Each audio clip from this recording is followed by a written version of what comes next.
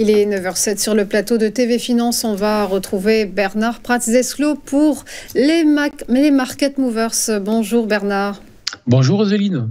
Vous êtes trader pour compte propre et en ces fêtes de fin d'année qui approchent, on constate que c'est déjà Noël sur certains marchés et notamment américains. Alors on va commencer avec Tesla et on en parlait fin octobre en votre compagnie. On évoquait alors une île de retournement et une configuration potentiellement haussière pour les cours du constructeur de véhicules électriques. Alors question Bernard, le schéma s'est-il confirmé et la valeur s'est-elle propulsée ? Exactement, oui, et je vous remercie effectivement de revenir sur ce que je disais à la fin octobre, puisque je vous indiquais qu'il y avait potentiellement donc un signal haussier entre les 250 et les 270, en confirmation au-delà des 271 exactement.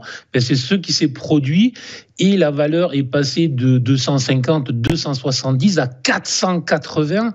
Donc en moins de 6 semaines, c'est juste effectivement une hausse qui est assez colossal. Je vous donnais en fait à l'époque 3 objectifs sur les 320, les 360 et les 416, exactement, et j'avais personnellement un objectif supplémentaire, mais sur des données hebdomadaires sur les 520.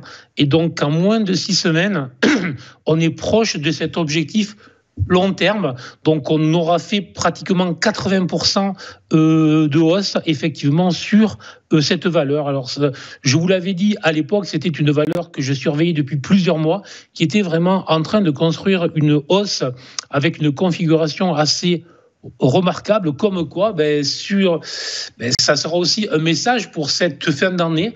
Il faut savoir se montrer patient, il faut savoir attendre, il faut travailler, il faut étudier les marchés et il faut savoir rentrer lorsque vraiment les occasions se présentent. Voilà.